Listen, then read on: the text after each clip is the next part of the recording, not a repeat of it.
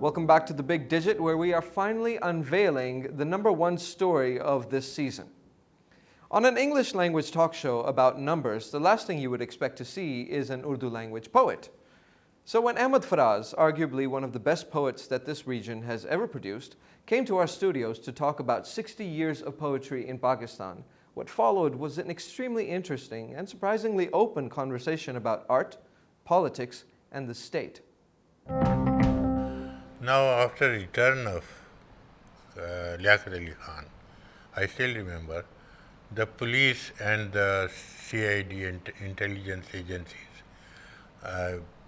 haunted the writers like hounds. They were This was right after his return from the returned. United You know, States. the entire complexion of the politics was changed, and they All it took was one trip of the Prime Minister to one the United States. trip of Prime Minister, and so many of our senior poets and writers were jailed, and some were harassed, some died in jail. I remember growing up on state-owned television. There used to be a lot of mushairas, and there would be poetry on television. But now it's only maybe on Eid we'll see one program about it. Is this a very intentional exclusion It of is poetry? intentional. For instance, Faiz was banned for so many years.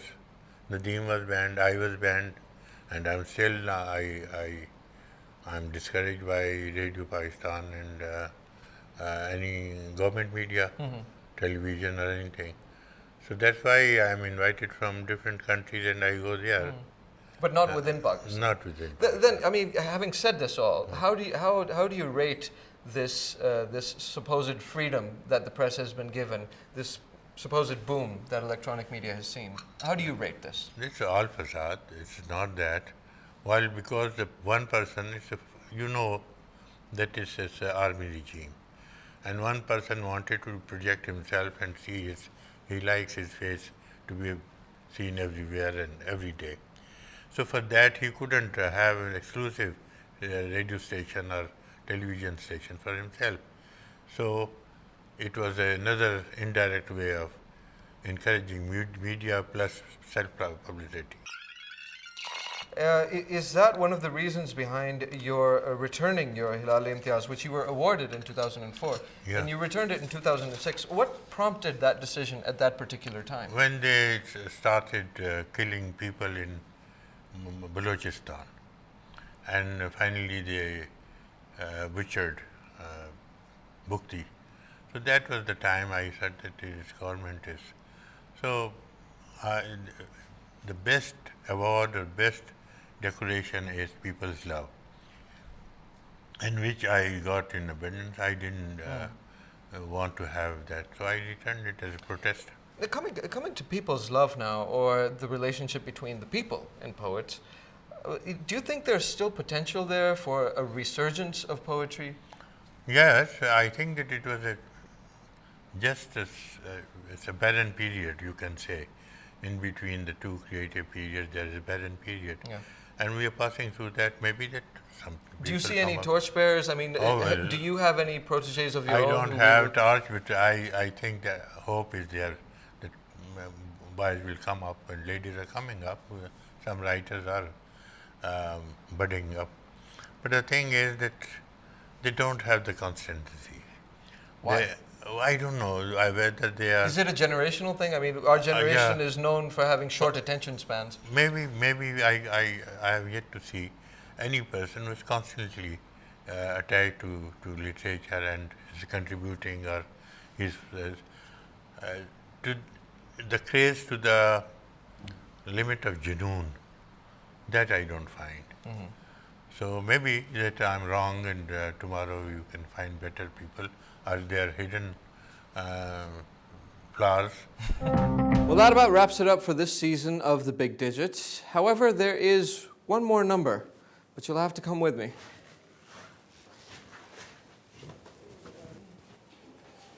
We're not going too far, just about 155 meters away from this building.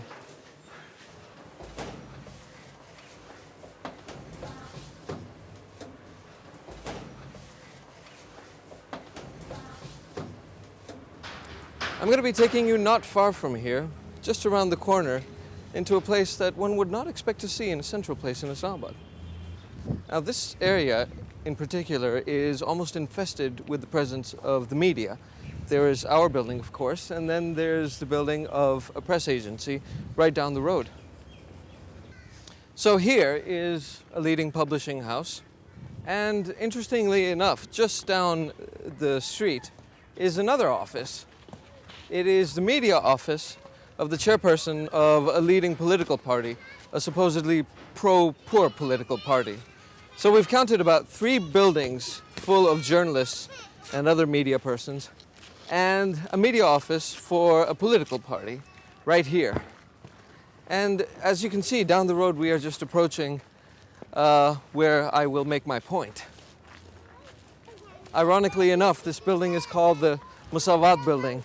Musawat, of course, means equality, loosely translated.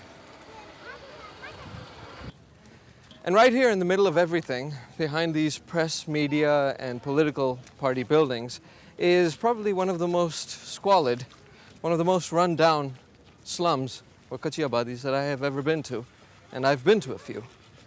As we explore this place, we go down here, we can see that there's a sudden change of environment.